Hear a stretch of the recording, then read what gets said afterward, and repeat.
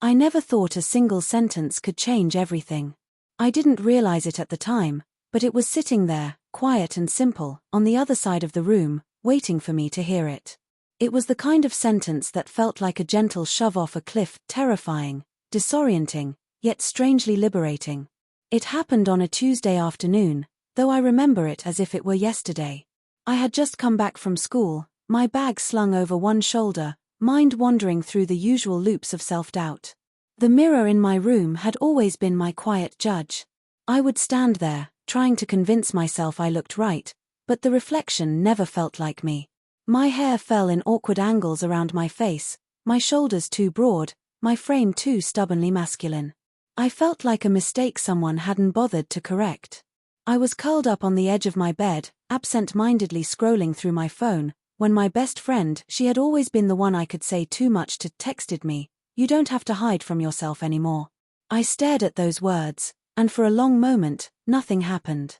I blinked, rubbed my eyes, even laughed nervously. Hide from myself? I whispered to the empty room, my voice sounding foreign, like someone else's echo bouncing back at me. Her sentence was harmless, almost casual, but it struck a chord deep inside me. I had been hiding for years, hiding the clothes I secretly admired, hiding the way I imagined myself, hiding from my reflection, from my own voice. And in that moment, something shifted.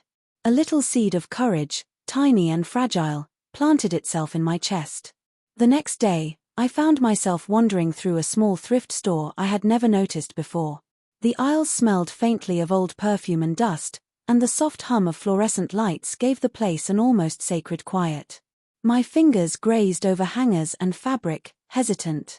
Then, I saw it, a simple blouse, soft cream-colored, with delicate buttons running down the front. It was elegant without being flashy. I don't know why, but I knew I had to try it. I went into the dressing room, the small space making me feel both trapped and protected.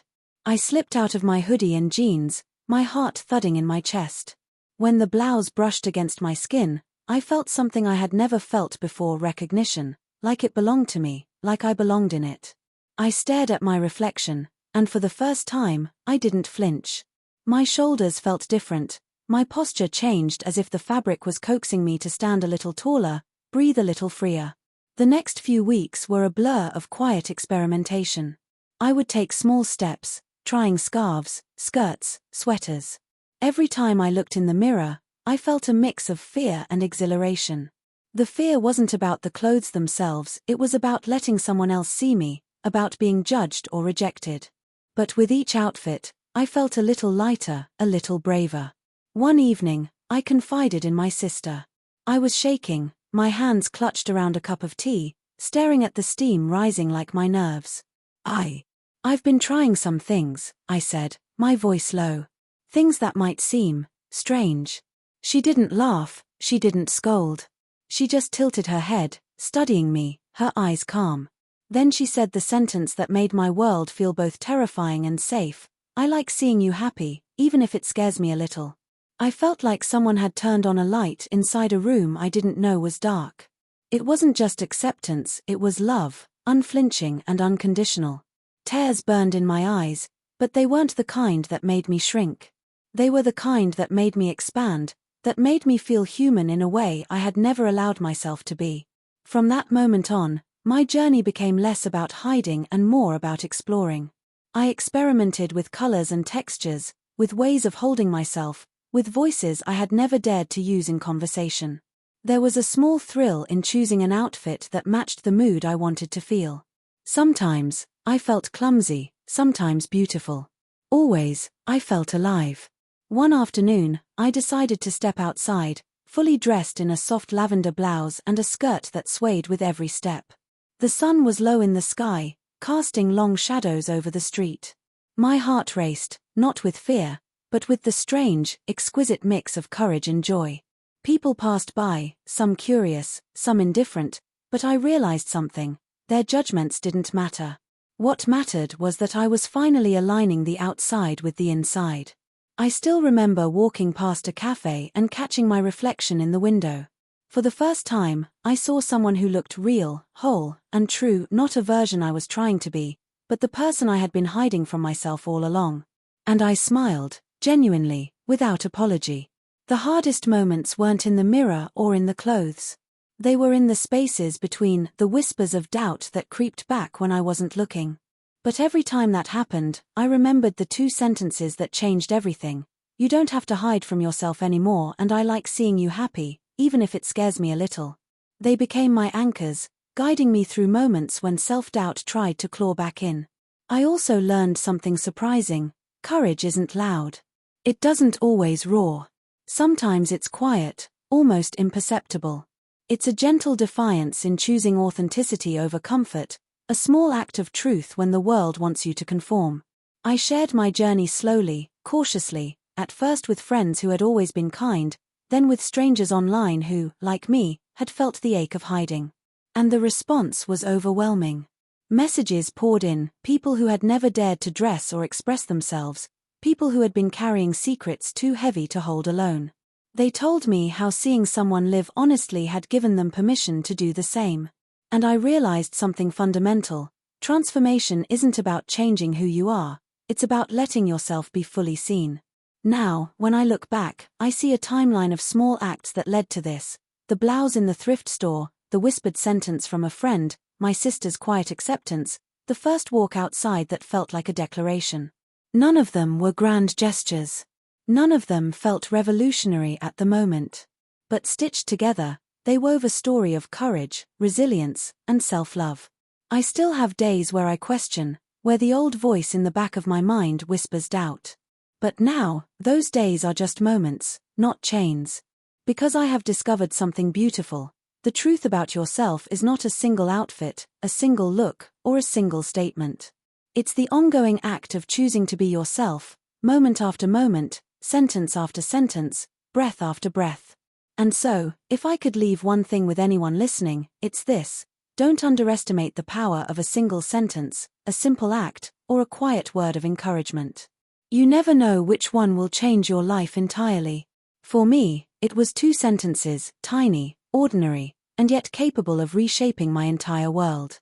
And maybe, just maybe, your sentence is waiting somewhere too, ready to remind you that it's okay to be exactly who you are. I smile now, sometimes in the mirror, sometimes to strangers passing by, and every time, it feels like a small miracle. A life reclaimed, a self discovered, and a quiet but unshakable joy that no fear, judgment, or doubt can take away. The journey continues, but it is mine. Fully mine. And that, finally, that is enough. Weeks turned into months, and I started noticing changes I hadn't expected.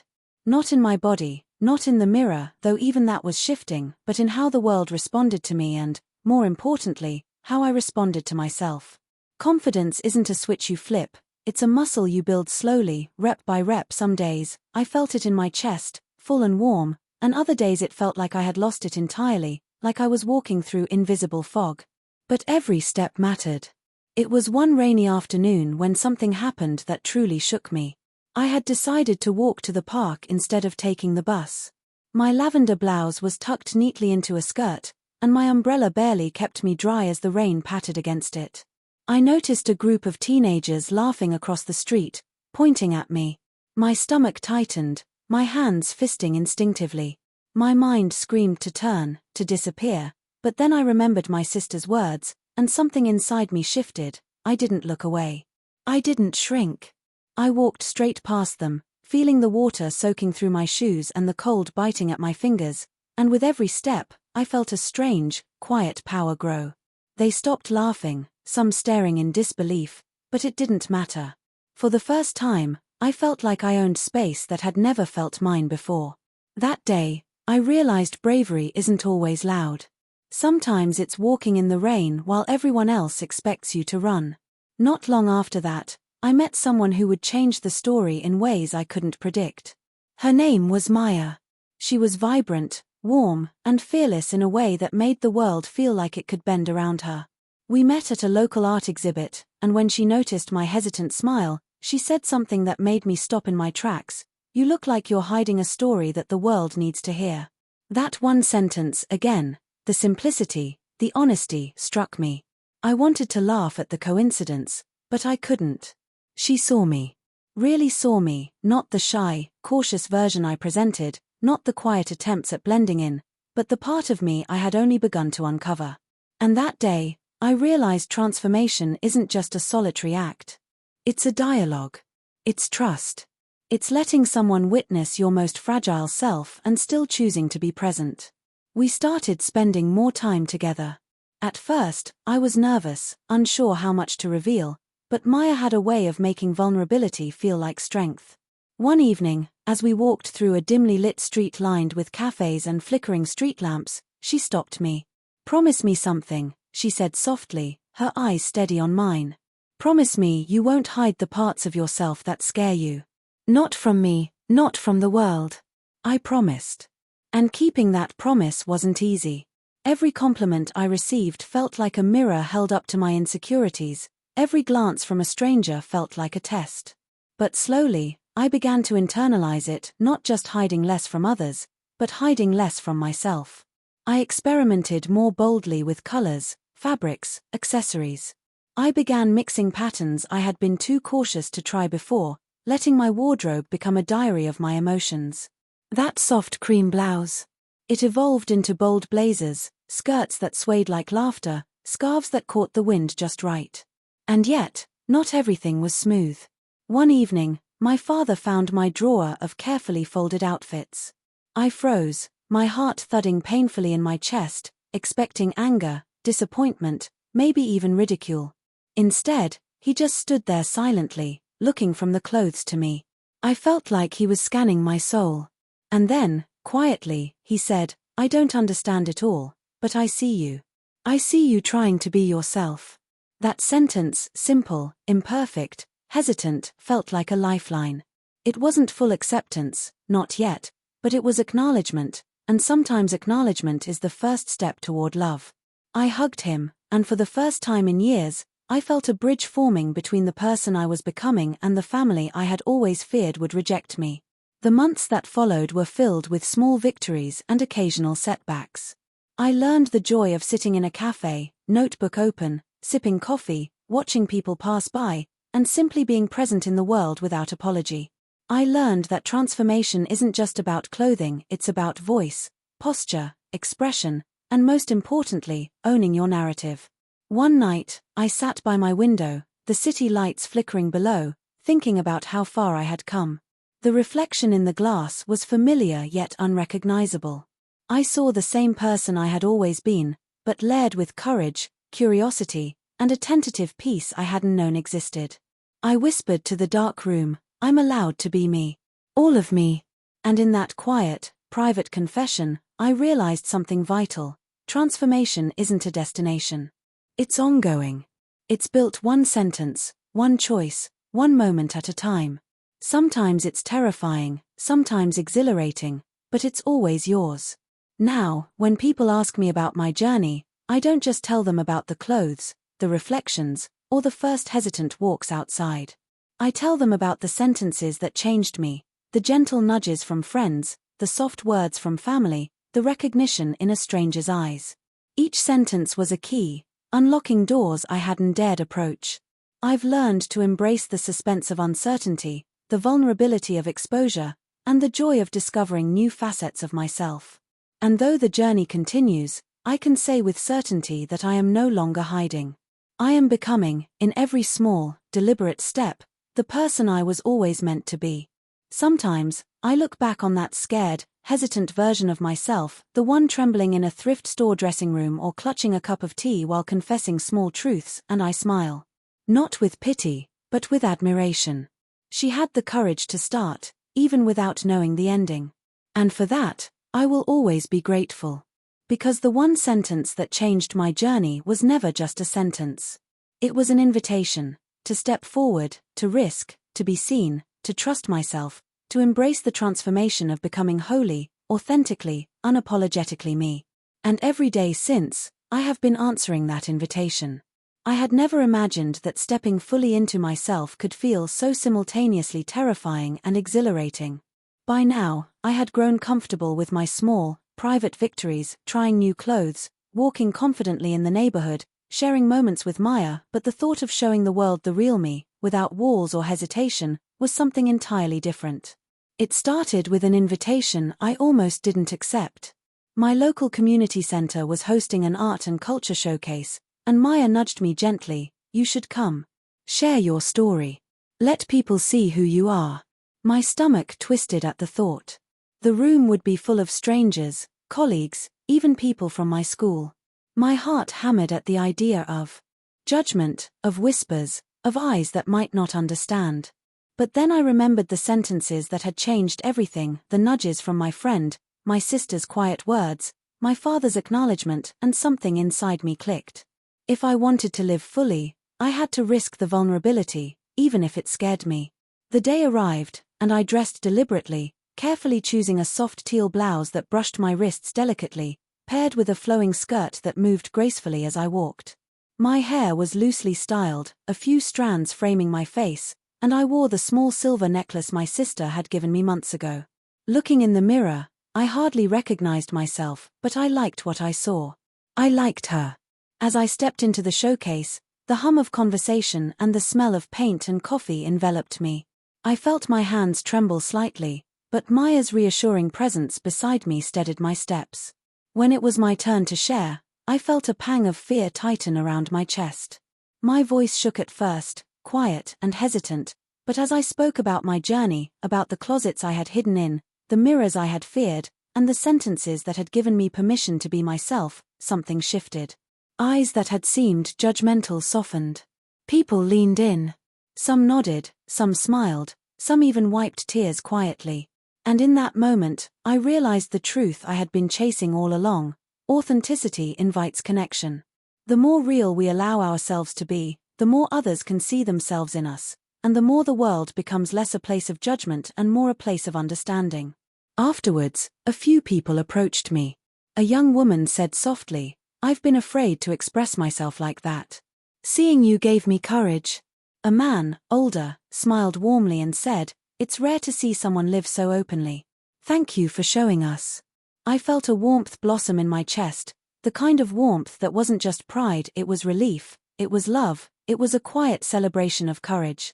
That night, walking home, I felt the city differently. Every street lamp, every passerby, even the distant hum of traffic seemed like a part of my own story. I realized transformation isn't just about how we dress or how we present ourselves. It's about inhabiting our truth so fully that it radiates beyond the self, touching others in ways we never imagined. And yet, the journey didn't stop there. There were moments of doubt, moments when I stumbled back into old fears, and days when the reflection in the mirror reminded me of the timid, hesitant version I had once been. But now, instead of fear, those moments became reminders of progress. They reminded me that vulnerability isn't weakness, it's a bridge to strength. I also started documenting small pieces of my journey. A blog, a series of short videos, a handful of photos capturing moments of courage and joy. I never expected anyone to care, but the response was overwhelming. Messages poured in, people from across the city, even other countries, sharing their own struggles, their own fears, their own small triumphs. Each message reminded me that the journey to authenticity isn't just personal, it's profoundly communal. One evening, sitting with Maya in a quiet cafe, I looked at her and laughed softly, the sound light and free. "Do you remember the first sentence that changed me?" I asked. She nodded, her smile gentle but knowing. "You've come so far," she said. "And you still amaze me." I realized in that moment that the journey wasn't about arriving at some final version of myself. It was about showing up, every day, and letting life happen in its messy, beautiful, unpredictable way. Transformation isn't neat. It's not perfect. It's unrelenting, challenging, sometimes heartbreaking, but always, always real. And so I walk forward now, fully visible, fully me. I dress for joy, for comfort, for authenticity, not for anyone else's approval. I talk about my journey openly, not for attention, but in hope that others who feel trapped in their own hidden selves can find courage. Because if one sentence can change a life, imagine what a whole conversation, a single act of love, a quiet word of understanding, can do. The city feels bigger now, more welcoming, more alive. And I realize something simple, yet profound. The world may never fully understand me, and that's okay. I understand me. I see me. I embrace me. And in that embrace, I have found freedom, love, and a courage I never thought possible. Sometimes, late at night, I still whisper to my reflection, "Thank you for not hiding anymore." And in that quiet, private acknowledgement, I feel an unshakable peace. The journey continues, the transformation deepens, and the sentences that changed me continue to echo, reminding me that life is not about perfection, it's about bravery, authenticity, and love, both given and received. The months that followed my first public sharing were filled with subtle, yet profound changes. People began noticing me, not just noticing, but recognizing me as the person I had always been beneath the surface. It wasn't about applause or admiration. It was about acknowledgement, the quiet kind that comes from being fully seen and fully accepted. One evening, I was invited to speak at a small community workshop about self-expression and identity. My hands shook slightly as I walked to the front of the room, but my heart felt steady. The faces looking back were curious, some skeptical, others already nodding in silent agreement. I took a deep breath and began to speak not as a performance, but as a conversation from the heart. I spoke about fear, about hiding, about the moments when I felt like a stranger in my own body. I spoke about clothes and mirrors and whispered sentences that changed everything. And I spoke about courage, the small, quiet acts of bravery that accumulate until they transform a life. When I finished, the room stayed silent for a long moment. Then, a wave of applause rolled over me, not loud or flashy, but warm, genuine, and affirming. I realized then that transformation is never solitary. Even when it feels like no one is watching, the ripple of your choices touches others in ways you can't predict. Later, after the workshop, a young man approached me. His eyes were bright but wary, like he had been holding something in for years. "I've always felt trapped," he said softly. Seeing someone live authentically, it gives me hope." I smiled, feeling the familiar warmth blossom in my chest. "You're not alone," I told him. "And you never have to be." That night, walking home under the streetlights, I felt the weight of my journey in a new way. Not a burden, but a quiet gravity of experience and growth. I thought back to the very first sentence that had shifted everything: "You don't have to hide from yourself anymore." It struck me how simple words can hold immense power. One sentence had guided me out of hiding, had nudged me toward courage. One sentence had sparked a journey I could never have imagined. And yet, there was still more. The journey wasn't over, it never truly is, but now I walked it with eyes open, fully aware of every step, every heartbeat, every choice. Weeks later, I stood in front of the mirror again, dressed in one of my favorite outfits, a soft cream blouse, a flowing skirt, a scarf gently draped over my shoulders. The reflection looking back at me was familiar and strange at the same time. I saw the girl who had trembled in the dressing room, the teenager who had feared judgment, the young adult who had slowly, painstakingly learned to love herself. And I realized something essential. Transformation isn't about erasing who you were. It's about embracing who you were and who you are becoming. I reached for my phone and wrote to my best friend, the one who had unknowingly given me that first sentence of courage: "You changed my life with just a few words. I don't know how to ever thank you enough." Her reply came almost instantly: "You don't need to thank me. You did the work. You became you." And that's when it hit me fully, the final truth I had been discovering, piece by piece. The sentences, the encouragement, the reflection, the small victories, they were all part of the same lesson. Life asks us to be brave not just once, but every single day. To choose authenticity over comfort. To trust love over fear. To step into the world, even when it feels uncertain, and to live fully. I took a deep breath and looked at my reflection one last time that night. The city outside twinkled like a field of stars, and I felt myself stretch, expand, and breathe in a freedom I had never known. I realized the transformation would continue, always evolving, always unfolding, but for the first time, I was no longer afraid. The cliffhanger of my story isn't about an ending. It's about what comes next. Because life will always ask questions, offer challenges, and present opportunities to hide or reveal ourselves. The beauty is that now, I choose to reveal, every day, even when it's hard, even when it's uncertain, even when the world doesn't fully understand. And maybe, somewhere out there, someone is reading, watching, or listening to my story and hearing that same invitation. The one sentence that changed everything. And maybe, just maybe, they'll take that step too. Because transformation is not about a single moment, it's about courage, repeated again and again. It's about living as your truest self. And it's about understanding that you are always allowed to become, allowed to change, allowed to shine. As I turned off the light and closed the door that night, I knew the story wasn't over. It never will be. But for the first time, I was not afraid of the next chapter. I was ready to write it, fully and authentically, in my own words, in my own voice, as wholly myself. And that is the power of one sentence.